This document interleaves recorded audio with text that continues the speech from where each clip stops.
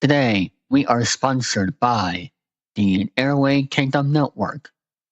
Feel free to check out the following content: What's Up Bro, Three Amigos, and J&J Productions. Feel free to check out those great content today. Network 3000 presents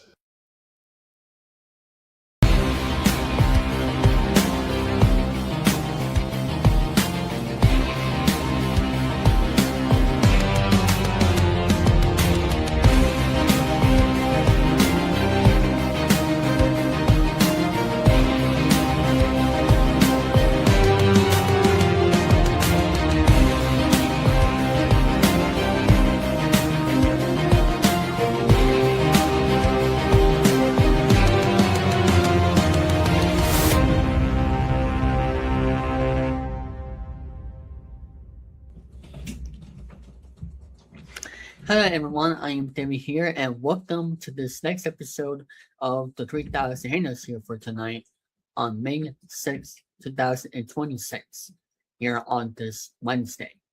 And today we have a great special guest that we are going to be interviewing here for tonight, and that is Kirk Fogg, who, for those who don't know who he is, he was the host of the Legends of the Hidden Temple, the Nickelodeon game show back long time ago before some of you were even born.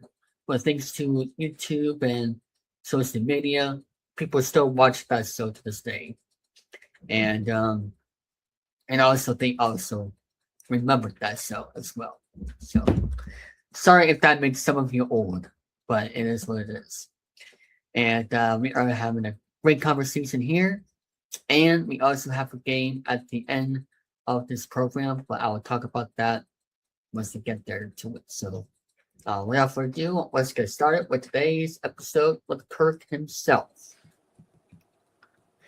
All right, everyone, here on this next interview here, please welcome the host of Legends of the Hidden Temple, Kirk Fogg. How you doing, Kirk? Good. Nice to see you, as we always say on the show. Nice to see you. Nice to see you, Olmec. He's over here too. But yes, indeed. Good to see you as well. For those who don't know, other than you be the host of the Hints of the Hidden Temple game, so tell us more about yourself for those who don't know who you are outside of that. you mean besides being the host of Yes. Legends of the, who am I? Well, I'm just really, I always say at the time before I got the job, I was just an actor in Los Angeles trying to get work. And I came out of New York. I studied acting in New York. I studied acting in college, and then I eventually found my way to New York, and I studied diligently in New York and started getting some work out there. I did plays and I did commercials, and then I flew to LA because I thought, a lot of people are working in LA. So I flew to LA and was doing commercials and things like that and auditioning for shows. And then eventually this thing randomly just came up. They used to have this book called The Player's Directory. And it was like this thick book, and you paid like $50 a year to put your name in it and your picture. And then if casting directors are looking, they'll look through the pages and they'll go, oh, let's see this guy. This is kind of an old analog way of doing it. And they picked me out of the book, and they had me come in for an audition, and the rest is history. Yes, indeed. What was the first thing that you did in the entertainment business? In the entertainment, the first thing that I ever did. Oh, well, the first job, very, very odd. So I knew that commercials was kind of my thing because, the very first job I ever got, like the real good job I did. Again, I used to submit to a thing called Backstage in New York, and it was a magazine. Okay. And you found different jobs that they were offering, and you would put your picture in the envelope and your resume, and you would mail it off, and hopefully you get a phone call for an audition. Never seemed to work, but I did it because that was kind of what actors are supposed to do. So But eventually, I end up one day getting a phone call, and they called me in for this movie. And I was like, what is this movie? And they had me come down. It was called Alien Space Avenger. And it was this guy used to work for Troma Films, which did like Nukem High and Splatter University, all these like really cool, like culty sci-fi movies, low budget. Yeah. And so this director was from that group, and he'd broken away, and he was going to do a movie called Alien Space Avenger. And so I came in, and I remember being in a theater, and we were doing it on a stage, and I don't know, it connected with me, and they said that after they saw me, they were sitting in the seat like there's a movie called The Producers. I don't know if you've ever seen, but there's a famous line, and they says, "We found our Hitler," because that was one of the characters they were casting. And so they brought me in, and I shot this movie. It took like almost a year to shoot the whole thing. We shot it in New York City, and we shot it non-union, so we'd have to kind of sneak around and do the shots like without getting busted by the unions. And it was great though. And we shot that movie, and I had to make sure my hair was good the same way for like a year. Like I couldn't have it different. Mm-hmm. And the girl who was, this is a great trivia piece, but the girl who played my girlfriend in the movie, her name was Gina Mastriagiacomo, and it was her first movie, and she ended up going on to be the girlfriend in Goodfellas, the girlfriend that he puts up into this apartment, his side piece girlfriend. And she was also in Jungle Fever, and she was actually getting a career going really well. And then she died of a terrible heart defect, and she died young. So anyway, Alien Space Avenger, it's still out there. I was actually at a convention last month, and this guy came to my booth with the VHS copy of that movie. Oh, nice. Great. I got to sign it. Oh, yeah. You have to sign those cool vintage type of things right there. I loved it. Yeah, sorry to hear for your loss, with that heart failure. That's not good. Do you like my hat? Now I can see. Isn't that nice? I like that hat. Yeah. It's my favorite hat. I don't wear it all the time. I'm not like that, but yeah. Kind of where did he get it from? Oh, it's my secret. I found it. Okay. You were mentioning earlier about the backstage thing. Mm-hmm. A friend of mine actually showed me that there's a backstage.com website now for people to sign up. And, no kidding.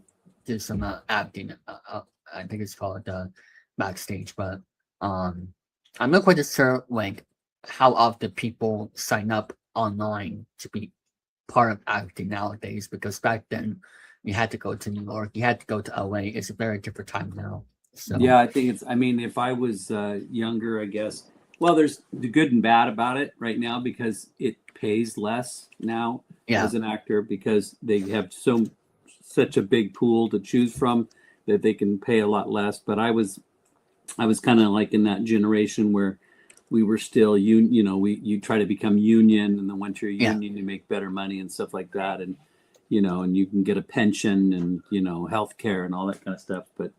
But if you're starting out, you can be in Arizona or wherever you are, or Massachusetts, and submit your name in, and maybe you're called, and then you just do it online, and you just do a video of yourself. So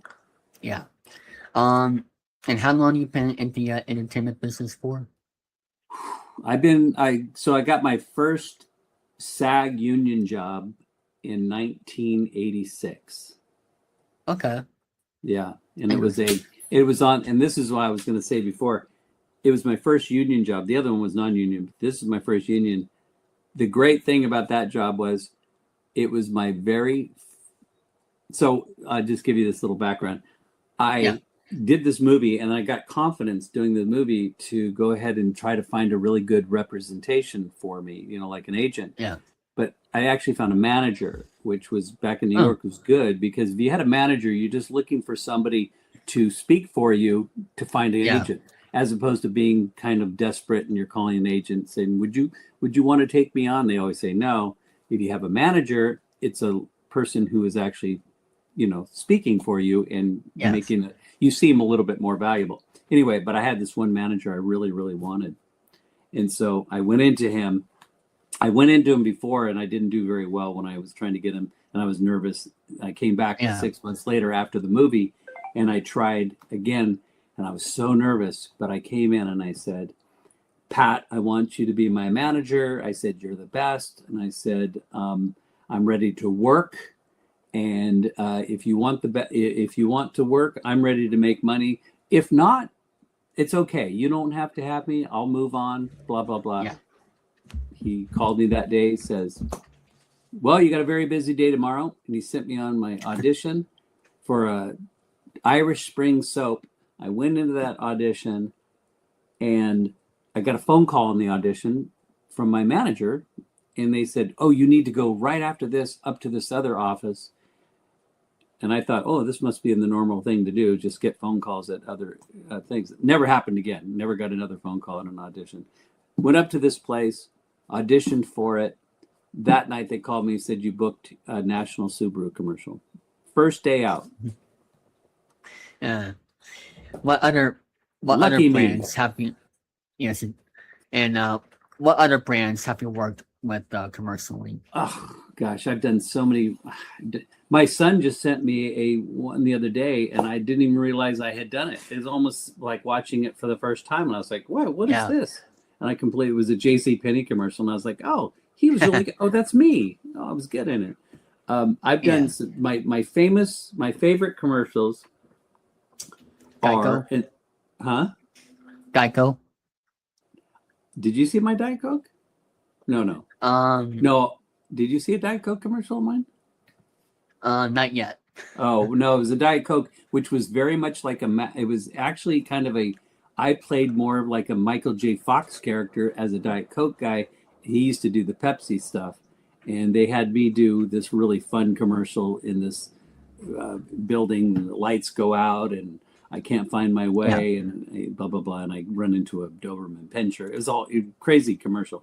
And I did that. But my favorite one, probably, God rest his soul, it was with Rob Reiner. And he and I knew I was getting an audition with him.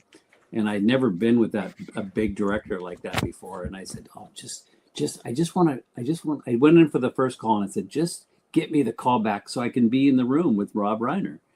And I got the call back and I went in and he asked me, we were just talking back then. A lot of these commercials, you just go in there and chat and they see your personality and they hire you. You didn't have to do lines. And it was a commercial without lines anyway.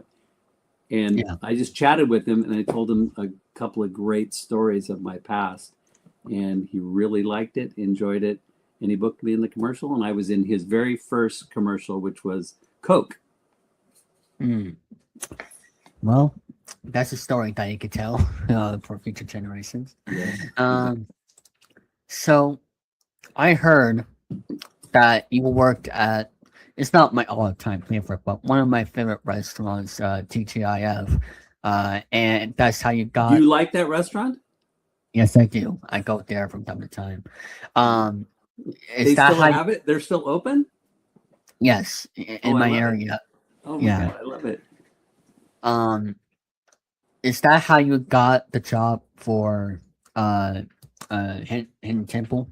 No, not even. But it was a mystical, magical moment working for TGI Fridays. So it's going to be a little bit of a story, but let me tell you. So I got out of college. I went to Cal State Fullerton. By the way, I was initiated in my fraternity by Kevin Costner. So there's another little piece of trivia. So, but besides that, then I got out of college. I went to LA to try to be an actor. Nobody would see me. Nothing could happen. I couldn't even get a waitering job at a restaurant. I was like, nobody wanted me in LA. So my buddy says, why don't you come back to Orange County, which is south of LA? And he goes, why don't you come back to Orange County, move in into my house and go and work for TGI Fridays. They're opening a new one up by Anaheim Stadium, where the Angels play. Oh yeah. And I go, oh yeah, I need a job. I'm broke. So I went down there, applied, got the job, went into an intensive, like 3-month training program for like no money. It was like $5 an hour, and it was a training program to learn to be a waiter. Yeah. I became a waiter, was making no money because they hired too many people. But then all of a sudden they said, you know what? We would like you to train as a bartender. And I was like, bartender, okay. Another 3-month intensive training, $5 an hour, bartending trainer. And I became a bartender. And they had like 10 bartenders. I was number 10. I would get no good shifts. I was making no money. And then eventually and then they almost fired me because I wasn't doing very well. And I was like, I just don't get it. I don't get the throwing the ball. I don't get none of it. I can't get, I'm so out of my league. Yeah. But then suddenly I stayed with it. And then all of a sudden one day it clicked and I suddenly became the Tom Cruise bartender, from Cocktail, if you've ever seen that movie. And suddenly I'm throwing bottles up and catching behind my back and, doing everything I'm supposed to do. It just clicked. I said, man, I really know what I'm doing here. And then they moved me up and I started moving up and I became the number 1 bartender. The great story is that once I became the number 1 bartender, my buddy who got me the job, who had worked at a Fridays in Costa Mesa, which was a different one, calls me up one night and says, we just had somebody come into the restaurant and they said they're looking for bartenders to go to France to open up a bar in Paris, France. And they said they're looking for 3 bartenders. I put our names in. Can you give them a call and make the appointment? I go, yeah. So I called, got an appointment for me, my buddy, and this other guy who worked with my buddy. We went in like a couple of days later to this restaurant that was associated with the Paris restaurant that was in Costa Mesa. And he just said, yeah, they just told me to bring some guys in. We interviewed. We were great interviewers. And he said, well, as far as I'm concerned, you guys are it. And 2 months later, we flew to Paris, France, and opened up a bar on the big Champs-Élysées, which is the big, where the Arc de Triomphe is. And we stayed there for 3 months and became wild and crazy bartenders on the Champs-Élysées. Wow. And that's what then eventually, from that, eventually I said, you know what? I'm 24. It's time to be an actor. I'm going to try this again. I'm not going to LA. I'm going to go to New York.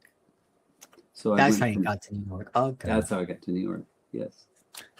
Was it a difficult decision to transition from New York to LA? Was it difficult? No, it was easier because, look, as the saying goes, and you're from the East Coast, and I'm sure you've heard it, if you can make it there, you can make it anywhere, as they say in New York. And I'm telling you, New York is tough. And first of all, it's very expensive.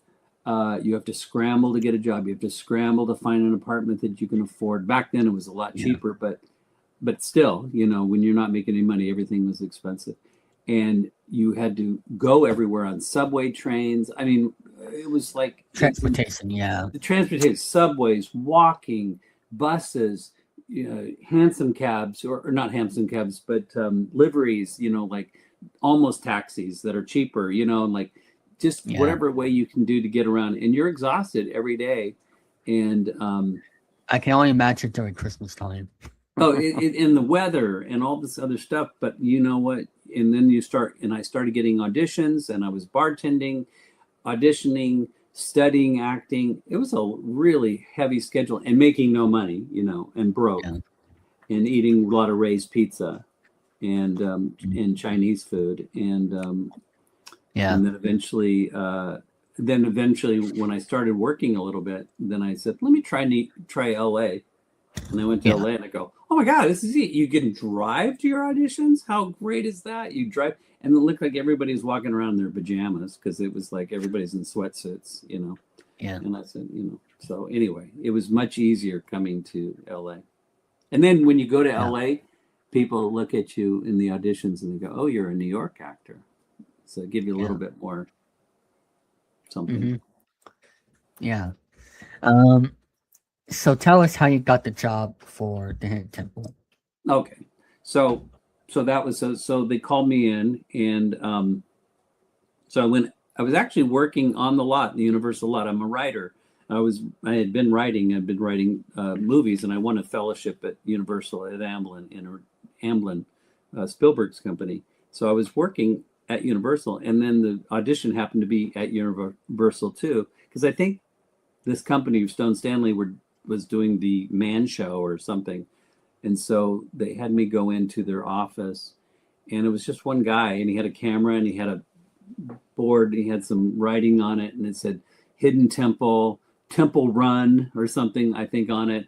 And they said, "Hey, just state your name, talk who you are, blah blah blah. Now just you're gonna be narrating a guy going through a temple." And I had no idea what we're talking about, but I read it, and it sounded a lot like a football game where somebody's taking the ball at the 5-yard line and trying to score a touchdown, run it back. And I said, so I used to do that with my brother as a kid all the time. So I just pretended to be my work playing with my brother. And I'd say, "Hey, Johnny's got the ball, he's got it at the temple. He's going in. He makes it over one. Oh, no, he breaks a something like that." Yeah. And I just sort of did that. And they go, "Oh, no, he's going to get it all. Oh, he got it all." And I sort of just reenacted my football thing with that. And they said, and then like 2 days later, "Okay, you got a job. Mm-hmm. You're going to Orlando." Like, yeah. Okay. Like, how does that work? Wait, what time of the year? It was summer. It was hot. Oh, no. It was brutal hot. Summer. It was brutally hot. Why? Yeah, it was hot. So I just spent a lot of time in my hotel room, in the pool at my hotel room, just to get myself awake in the morning because I had to be there so early. And then in this, in the sound stages, it's all air conditioning, so it was nice. Oh, okay. AC, yeah. Okay. Yeah. I was going to say, I went to Disney. I know it's different than Orlando, but I went to Disney back in August 2 years ago. I'm not doing that again in summer. I'm not doing that. No, well, I mean it's different, but it's the same. It's just hot and brutal. That's all. Yeah. Mm-hmm. So, what was it like working for Nickelodeon? Well, I didn't really, first of all, I didn't know much about Nickelodeon because I was a guy who's 34 years old. So there's not a lot of 34-year-old kids who were watching Nickelodeon. So it was for kids. And so I didn't really know much about the show. I had cable TV, but I didn't really, I wasn't watching kids programming for obvious reasons. But I learned a lot about it. One of the first people I met was Mark Summers when I was there. Oh, nice. Yeah, and he was really nice and funny, and and he seemed to be mostly concerned. Like I was, well, he wasn't concerned with anything, but he was very busy, and he was super nice, and that was fun. I didn't really know who he was because again, I didn't watch Nickelodeon program, but I got to know that he was the king, like LeBron, and sort of. I don't know. You don't like LeBron? No. I'm sorry. Well, I'm a Lakers fan. Sorry. Oh, Lakers. Oh, from Chicago? How did you become a Lakers fan? Oh, because I'm from LA. Okay. The question is, how did I become a Cubs fan? That's the question. That's. Well, yeah. Well, I became a Cubs fan because my brother, when I was little, used to read the newspaper avidly, and he was a big stats guy, and he used to read stats off to me about baseball games and who hit home runs and who did this. Yeah. And he started talking about the Cubs. And I started really enjoying that, and he started mentioning a guy that's a long time ago Cub called Billy Williams, and he goes, "Billy Williams hit a home run." The next day I go, "Hey, what did Billy Williams do?" "He hit 2." And I'm like, "Oh man!" And so I started following the Cubs and reading. I love reading box scores in the newspapers. I missed that a lot. But, just looking for it and seeing if they won, because back in the day, you didn't have news that could keep you up to date. You had to wait for the next day to go, did they win?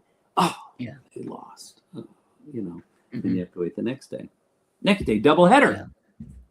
They used to have a lot of doubleheaders back then. Anyway. Yeah, a lot back then, yeah. Yeah. So anyway, On that's Sundays.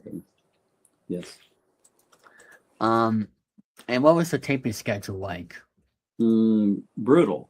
So Oh, it was very difficult. We didn't know what we were doing the first season. They were trying to figure it out. They had gotten the job kind of at the last minute themselves. Stone Stanley was the production company, and it was their first time on the Nickelodeon studio. And mhm. so they were trying to figure it out. We were all trying to fake it until we can make it. And the first day, I'm cutting to the first day that we actually shot a show. It took us around 16 hours to shoot one show. 16 hours? Yeah, think of it as a really new Disney or Disneyland ride that keeps breaking down. Oh, yeah. So doors wouldn't open, things wouldn't happen. It was a lot of glitches. We had to go through a moat. And the technology back then as well. You had to go to the moat. Olmec had to figure himself out. Then there was me. I had to figure myself out. Was the biggest challenge. That was hugely challenging. I feel bad for the contestants that were there for 16 hours. It was brutal. Like young kids, a 12-year-old kid, and it's like 10 o'clock at night. We're doing the temple run. Yeah, and it's. I mean, and they've been there since 7. It could have been worse. It could have been worse. It could have been way worse. But, but they did good. They were great. They were good. Apparently, that first show is like, and you'll know the season that we struggled in. We struggled our first season as the show in general, and me as a host. And when I'm wearing my shorts, that's the first season. Mm-hmm. It's hard for me to watch that. Still to this day, my ego. I hate watching the first season because I see myself struggling so bad. But the second and third season, when I'm in jeans, is like so fun. It was so great. Going into that first season, beforehand, did you watch any game shows growing up or right beforehand? And and you knew what a game show looked like, back then as well. Did I know? You mean, did I see other shows that? Yeah. Mm-hmm. Well, that's a great question. The funny thing is that I had never, I liked game shows growing up. I obviously watched them, but I've never acted in them. And that's a whole different skill set to go from an actor to a host, completely different skill set. And I didn't really know what I was doing. I was really struggling. And that show, by the way, our show is very complicated. And there was a lot of dialogue and a lot of explaining. And I was left to a lot of the explaining. They put it into Olmec's lap the next season, which was great because that lessened the load for me. But that being said, I was struggling and I didn't really know how to be a host. And so the best thing that they did for me, besides shaming me out about how horrible I was doing, but besides that, they gave me these tapes, VHS tapes. They go, here, take these tapes. The show's called, I forget the name of the show. It's called Funhouse, and it was with J.D. Roth. And they said, watch this show, and maybe you can get a sense on what we're trying to do. Because they had done that show. I sat home, and I watched it, and I was like, oh, yes, I see the way he's moving. I see how he's interacting. I can see, he's good. And he was good. He was very good. And I go, and then I came back the next day, and I did some more, and they go, oh, you're a little bit better. And I go, yes. I said, I'm just going to watch these tapes more and more because I need to know. I need that, you have to learn. It's like anything. It's like dancing. You got to learn the steps and how to move and how to interact. And then also there was so much going on. It was hard for me to keep, and I was working with a teleprompter and I was it was a lot. It was so complicated. So anyway, they almost didn't bring me back for season 2. Oh wow. And I heard that you also was on Body Language beforehand as a kid. Language. So that was when I was working at TGI Fridays. It was 1984. It was such a great year that year. The Cubs went to the playoffs. and they ended up playing the Padres and losing tragically.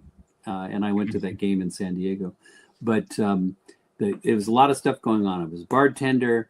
The Cubs were in the playoffs, and I decided I wanted to be on a game show.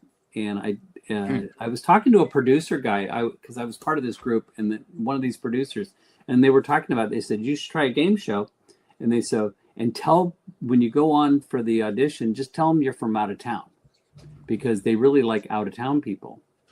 So I found a game show that I thought I could do, which was body language. I said, you know what, I can do charades. It was a charades kind of thing, and I said I can do that. And so I auditioned, or I got the phone call, and they asked me, "Where are you from?" I go, "I'm from Chicago." And we got to the Cubs and all that. Yeah. I said, "I'm from Chicago. Please don't ask me any other questions than that, because I don't have any answers." But so I came in. Yeah. I did really well in the audition, and they wanted me on that weekend. And Nice.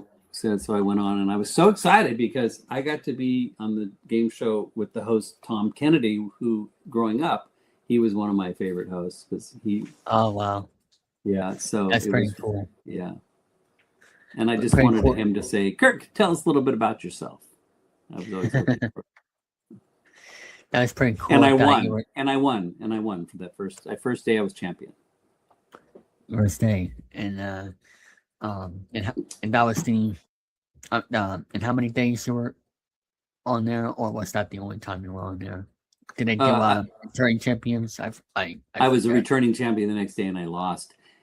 Okay. Didn't have lost. I still regret it to this day. This one, I said I should have had this because I was rolling, and I could have. The first season, actually, the first day. I mean, when I won, I missed one answer to make my $1,200 into $12,000. And it was the answer, and I'll still remember the answer was magazine, and I could not figure out what the star was trying to explain to me.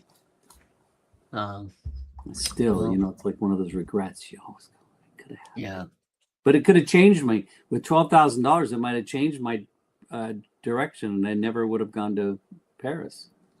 Oh yeah. You never know. You never know how things work, right? Yeah. Now going back to Hidden Temple, what was your favorite memories from that show?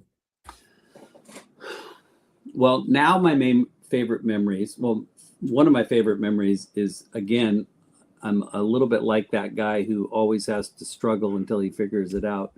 And I had that breakthrough moment on Legends of the Hidden Temple where I suddenly realized I knew what I was doing, and I was comfortable, and I was Tom Cruise, the cocktail bartender again, and I was rolling, and I could perform. So that was a really good memory. The other one is just hanging out. Like I really enjoyed. We would rehearse with the kids because they get to prepare, and they try to figure out how to do the temple games and things like that, because you couldn't just go in there blind. You had to sort of practice it. And I just remember it was such a nice relaxed feeling just to be hanging out with the producers and the kids, and everybody's kind of goofing around and having fun, and everybody's pretty loosey-goosey, and everybody's kind of cracking jokes, and I was and the show was going really well, so it was a very comfortable time, and I was laughing a lot, and I have really good, and I had a producer who I really, really liked that I worked with, who made me laugh all the time. So those kind of moments. That's pretty cool. Yeah. And the time I hit Olmec in the face. No, I did not. Oh. Not yet. No, I'm kidding. Looking back, how big or small did that game show change your life, either career-wise or personally? Well, career-wise, I wished it would have helped me more career-wise, but I never really went into, I was really like the first Survivor host without the money, that really would have been I would have rather done the Hidden Temple Survivor path. Okay. and make that kind of money. So there wasn't really any I don't think there was any really career-wise. It didn't really do much in that respect, to be honest with you. But that being said, I didn't realize the legacy that it left and that it was going to leave. So, I tell people all the time that, when I die, whenever that will be, it will be in my byline, Kirk Fogg, host of Legends of the Hidden Temple. So I'll always have that. Do I have, maybe if I do get buried, it's going to have to be on my tombstone, host of Legends of the Hidden Temple. Beware of the temple guard on the bottom. Yeah, you'll be forever remembered for that. That's for Yeah, sure. or Legends of the Hidden Temple, and then below that on my tombstone, you got it all. Before I ask you about the movie of the show, I wanted to ask, do you have a favorite game show that you watched growing up? Of all time? Yeah, favorite game show. It was a Tom Kennedy show, and I loved my brother and I loved it. It was called Split Second, and these are ultra great show because they gave the coolest cars away. I mean, that was the only game show they were giving out Corvettes. I'm like, my brother and I would just love. We wanted to be on that show so bad. We're like, they got a Corvette or a Mustang or something really cool. Like, and instead of like most of them were Pintos, Vegas, things of that nature. So I like Split Second. I like Hollywood Squares. Oh, nice. I like comedians. So I love the Hollywood Squares. Paul Lynde in the center. Did you meet other game show hosts, throughout the years? Well, no, not really. I mean, I'm friends with, Mark Summers, and I'm friends with Mike O'Malley, and I'm friends with no, that's all I can think of right now. Okay. Now going to the But movie, I did get to meet Monty Hall one time.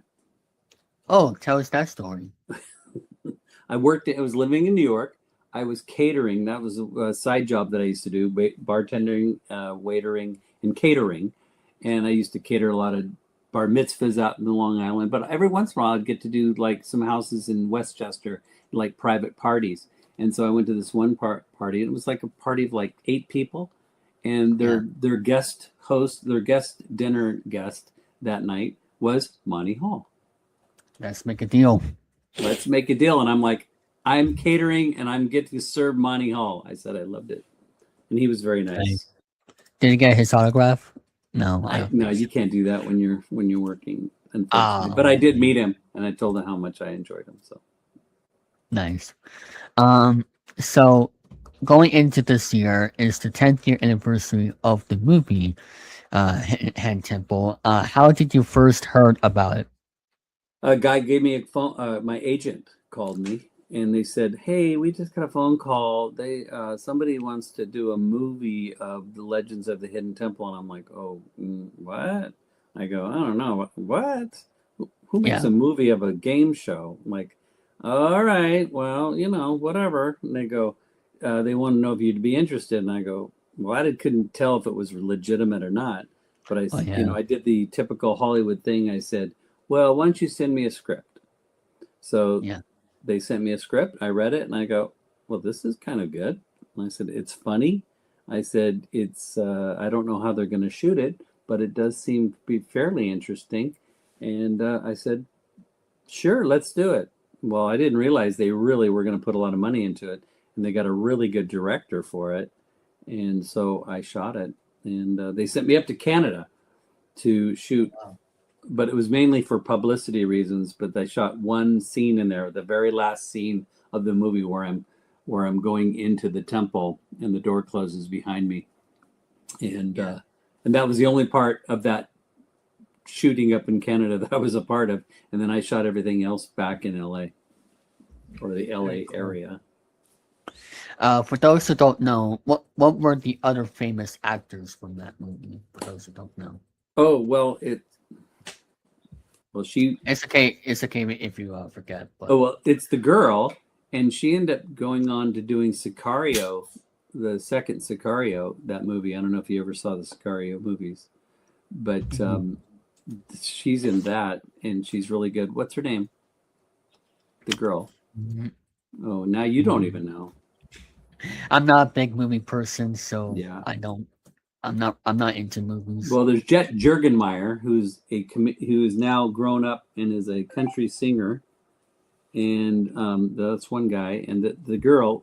Hold on a second. I'm going to do this right now online. Okay, who's the girl from Legends of the Hidden Temple movie? And the answer is Isabel Merced. Oh, okay. Yeah. What is Isabel Merced's other name?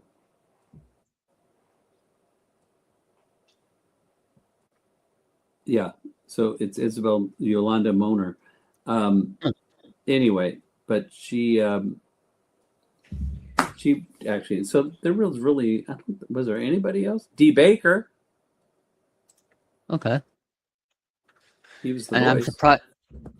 I'm surprised that the movie was only an hour long. I thought. No, it wasn't. It was longer than an hour. Oh, it says on Google here, an hour and 5 minutes. That's it. Yeah. Oh, That's what. How long is the movie Legends of the Hidden Temple? It says right here. It's 68 minutes. You're right. Well, Yeah, it seems longer Google than that. Yeah. But maybe that's why they never released it in the movie theater, because I always thought that would have been it would have been a good movie in the movie theater. Yeah. Do you still keep in contact with any of the actors from the movie? Just D. Baker, who's the voice. Okay. Because I see him All right. occasionally at conventions and stuff like that. But okay. I'd like to work with that director again. I'm just putting it out there. He was so good. He kind of went on to do so much. Yeah. But it was it was really well done, and it wasn't cheesy, and it had some humor in it. Even though the Nickelodeon president hated it. She didn't like it. She didn't like the way my character was. She thought my character was too weak or something with the way I was acting and struggling. She thought I should have been more. But I thought I had an arc to my character, that I came back and became more of the, I was a down and out Legends of the Hidden Temple host, having to now sort of find myself again. Yeah. I'm not really a big movie person, so that's why I don't know. You're not a what? A movie person. Oh, I don't really not? like to. Yeah, no. So you've never seen The Shining? Yeah, but I have seen like the Star Wars movies, the Christmas classics, the Peanuts, of course. I've seen those type of what are you, a TV guy? Movies. Are you more of a TV? Yes. Game show and sports type of person. Got it. Okay, gotcha. Yeah. And I'm of course in Massachusetts. I like the Red Sox, Celtics, Bruins, and Patriots. So sorry. Yeah. Did you save any props from the movie and the game show set? No, I did not. I have nothing, because they didn't let us know that we were going to be canceled until after we were home. And then we all thought we were coming back, and they go, "We're canceled." And we're like, "What?" So nobody got anything except the producers. They got to take their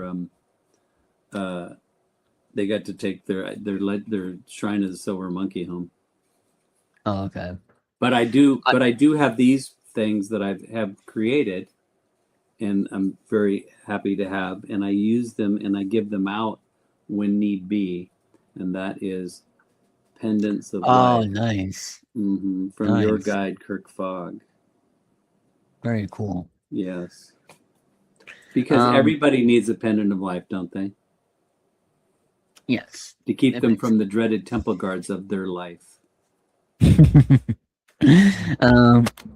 And one more thing I forgot to mention. I also like listening to the radio as well. So Um, Oh, you do? and Well, that's good. I like. yeah, Yeah, the radio is great. You mean like regular radio, AM, FM? just any radio. Oh, You you know, don't mind. Okay. yeah. Um, I don't really care which one switch. One that's just not staticky or whatever. Yeah. Which is what happened to my I used to have like an episode radio in my room, but unfortunately it kept getting static and everything, so I have to switch to my phone and computer and stuff. But people say radio is dead. No, it's not dead. People still like to listen to the radio, and it's for people to listen to at work. And it's for all the great music out there and all that good stuff. So I think that radio should stay here for another 100 plus years to come. I agree. Yeah, over 100 years plus with the radios Yes. already is crazy, and that's what sports started with. They started with radio, and then moved to television. And Do you know that I baseball. listened to the first championship of the Lakers in 1972 on the radio? I remember. I'll never Wow. forget. My dad was painting the inside of our house at night, and Yeah. all the tarps were around and everything, and he had the radio on, and we were listening to that game. Nice. And they won. The Lakers won. Guess who they beat? The Celtics. That's why I didn't want to say it, but yeah, it's fine. But I'm satisfied with the championships I won. I don't need another championship. I was Yes, we shocked do. that No. It never ends. We always want another championship. I do want another championship, but I won't be like mad if we don't win one ever again. That's what I'm Oh. trying to say. But last year's Super Bowl sucked with the outcome of the game. That not just the outcome, but just the way the Super Bowl was. It was so boring. Well, yeah, because the Rams weren't in it. Yeah. The Rams needed to be in that. They should have beaten Yeah. the Seattle Seahawks. We should Yeah. have been there, but we would have won. Yeah. But I don't know. But hopefully next year's Super Bowl will be way better. Yes. But It was a little bit of a Let's see. Super Bowl. yeah, indeed. Where can they find you on social media? And is there anything else that you want to promote? No, I do have something to promote, but I can't because I have an NDA on this. But maybe you'll hear about it later. We'll see. Knock on wood. You can. I'm at Kirk Fogg on Instagram, and I'm also Kirk Fogg on. I think I'm real Kirk Fogg on TikTok. I think, and then what else? And I'm Facebook. I'm just Kirk Fogg. And so you can find me there. A lot of people post or send me messages and things like that, which I like. I don't mind. Sometimes I don't respond, but it's just the nature of the beast. But I do have something coming on. I'm actually I'll say it right now. You'll be the scoop, David. Okay. I'm going to be on a game show, Oh. but I can't tell you what it is. Can you tell us when that will happen? Well, I'm actually going away this Saturday. This Saturday. Okay. Mhm. So I can't say where or when, but I am going to try it. And good Lord, I'm nervous because I have to be a contestant, and we'll see how it goes. Is it like a celebrity edition type of thing? No, I Or- think they have an occasional celebrity on the show, and I think I happen to be their sort of pop culture-y celebrity. Okay. But it's mostly with regular people. Okay. And this is the first time that you've been a contestant on the show since Since body language. body language. Yeah. That's crazy. It's so crazy. I'm excited, but I have to do so much preparation for it. It's unreal. I think I might know what the game show you're talking about is. Don't but say it. I'm not gonna say it. Okay. Here, I'll say it in the private chat. Okay. I'll say it in the Did Nope. I get it right? Nope. Oh. No. Good Lord. I'd be terrible on that show. No, I'd be horrible. I'd be like, I'd hope for like the easiest category ever, right? My brother and I used to play that game all the time at home. You know, it'd have to either be sports or TV, and to get a correct answer. Yeah. I don't know how those contestants play that game. They're so good. They're so good. Yeah. So many, and a contestant just lost a huge winning streak. But yeah, I mean, huge money streaks. Yeah. Yeah. But anyway, without further ado, that'll be it for this. Are you looking for the most fun entertainment on YouTube? Then welcome to the Network 3000. We have game shows, vlogs, live streams, podcasts, live shows, sport videos, gaming videos, plus more.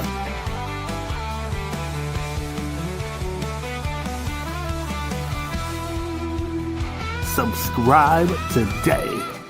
We hope you enjoy the Network 3000 on YouTube. Alright, so before we get to this game of the unknown jackpot, unfortunately, for some reason, the audio did not play. Like, the game audio did not play on the game for some reason. I thought the contestant said that he already heard it playing, but I'm not quite sure what happened. So, unfortunately, you just have to watch it like this. But I'll make sure to double check next time to make sure that the share audio for the screen is turned on. So, apologies for that. But before we get to it, I want to thank Kirk once again for doing the interview. It was fantastic, talking with him today. So, without further ado, let's get to the no deal. All right, and it's now time for the next no deal jackpot here. With Natasha here. How are you doing? I'm doing pretty well. How are you? I'm doing good. Are you ready to begin? Yes. All right. Without further ado, let's play the no deal jackpot right now. Yes, indeed. Alright. The one thing in this game is going to take a lot of trust, a lot of luck, and of course, a great sense of time. So without further ado, before we start the game, let's bring the cases now. Game, please.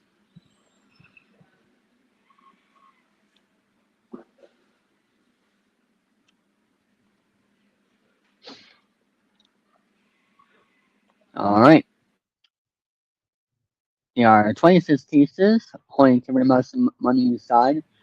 We don't know what's in one case out of the 26, of course, but we do know that the jackpot that we've been playing for the last few games or so tonight is $50 million in cash.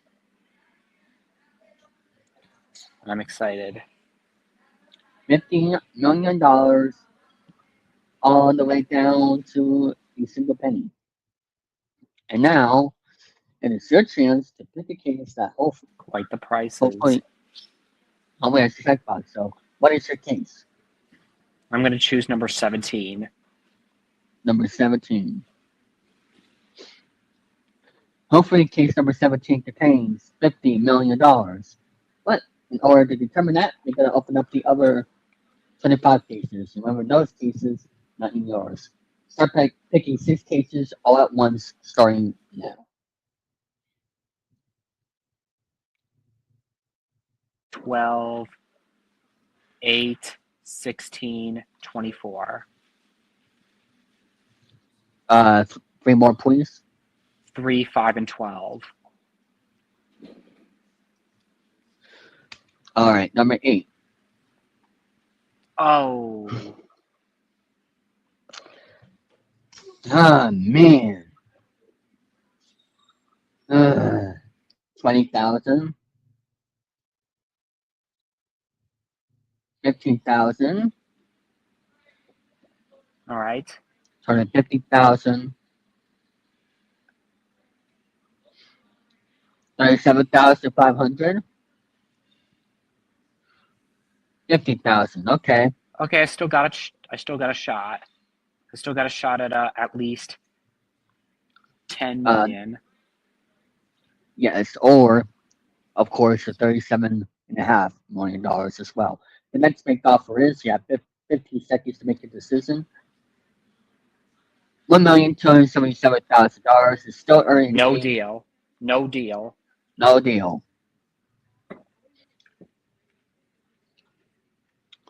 No deal it is.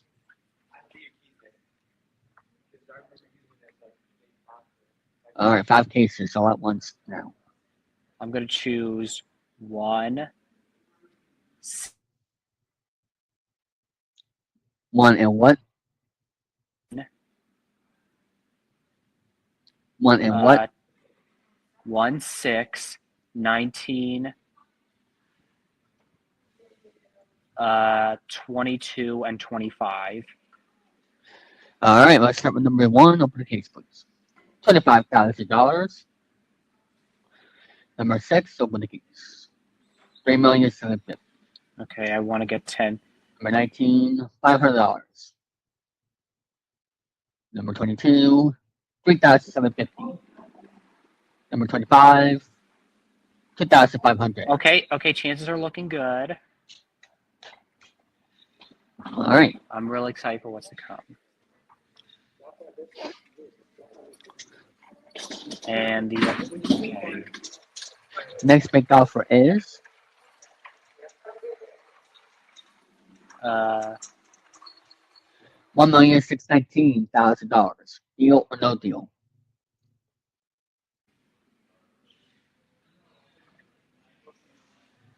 No deal. No deal.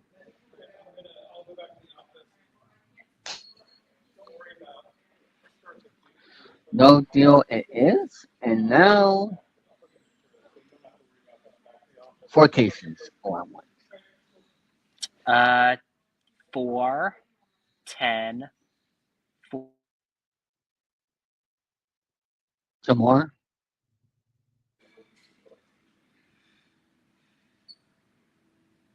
Some more cases. 14 and 20. All right. Number 4, 1,250. Number 10, a penny. There we go. Number 14. Oh man. What's 20 going to be? Number 20, $500,000. Okay. Okay. Okay, I still got a really good shot. You still have a good amount of numbers on the right side for you to win, and you only have 4 on the left side, so you pretty decent shape up to this point. But we'll see going forward with the offer of $2,792,000. Deal or no deal? So, no deal. No deal. No deal it is.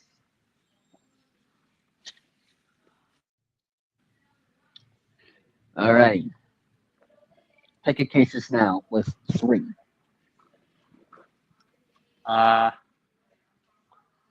11, 15, 26. All right, let's start with number 11. 1,250,000. Number 15 as $5,000.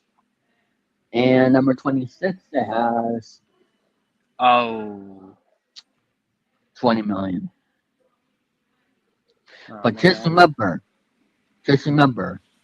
you want to make yourself a good deal at the end of the game, and you still have only 3 MLs on the left side, so you're still in decent shape.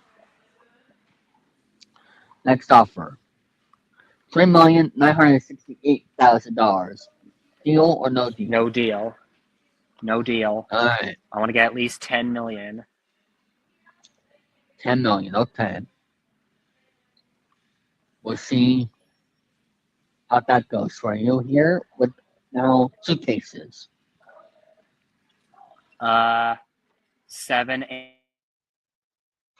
7 and what?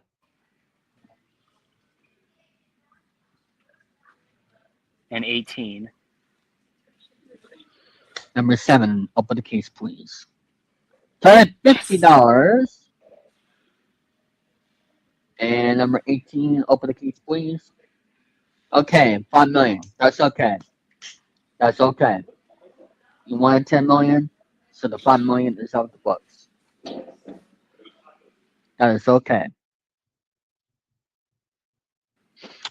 The next banked offer is, with 50 seconds to make the decision, $6,408,000. Deal or no deal? Still no deal. No deal.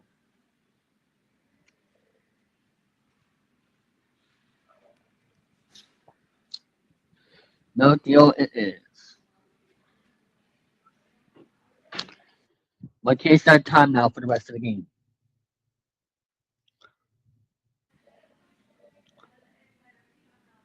What is the case? 13. Number 13, open the case. Oh. 15 million.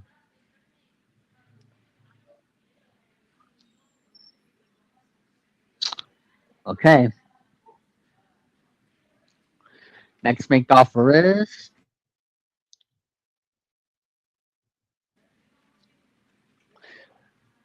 it went down $5,465,000. We can't Deal. take that. We cannot take that if it went down.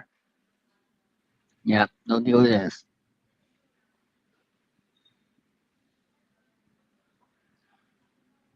One case. Number 9. Number 9, okay. Number 9. Open the case, please. Now we're in the danger zone. Oh, can it be 25K for 25 million for me? You never know. You never know. The question is, do you have the guts in order to know? Next offer. 5,446,000. No deal. Yep, no deal. No deal it is.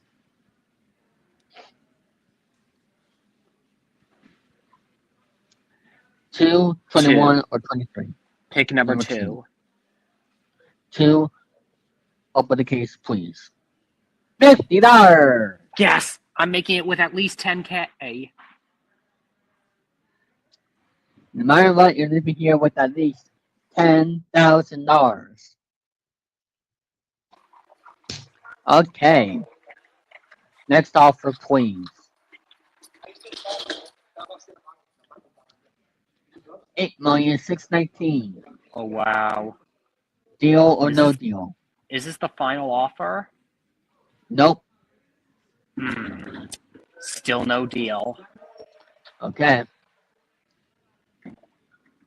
The final offer is after you pick this next case of 21 or 23. 21. 21, open the case, please. $10,500,000. Oh, it's gonna be close. Okay. The next and final offer tonight is $12,379,000. 25 million. You know what? It's in That's a. risk. I'm gonna take that deal. It's over 12 million. I want at least 10 million. I'm gonna take the deal. Okay. Yes, deal.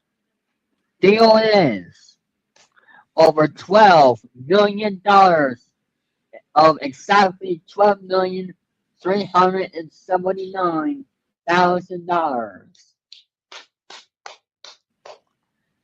But we cannot celebrate fully yet. Did you make the right decision? 25 million is still in play.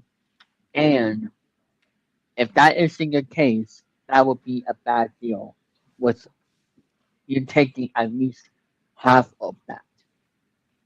But let's find out if here today you made a good deal.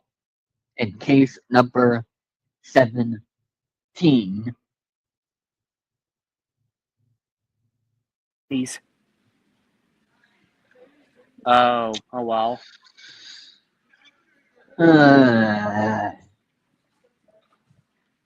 That's okay. I I'm I'm a 12 millionaire, so that really helps me. yes, indeed. And I want to thank everybody for watching this episode here of the Jackpot series of Deal No Deal. And we'll see you right after these words. So, bye bye, everybody. Thank you. All right, that's going to wrap this up here on the 3000 Hangouts. I want to thank everybody for watching. It was a good time interviewing with Kirk, and it was a great time hanging out with all of you. And tomorrow, we're going to have yet another interview. But however, it's an interview that my two friends will be hosting for this one. It's already been aired elsewhere on social media beforehand, but I got permission to air this here for tomorrow's episode, so that way all of you can check out this interview of us talking about the great thing about radio. So that's all I have to say about that, and all of you will have to tune to find that out tomorrow night. So that's going to wrap this up with this episode. Thank you all for watching, and I will see you all tomorrow. Have a good night, everybody.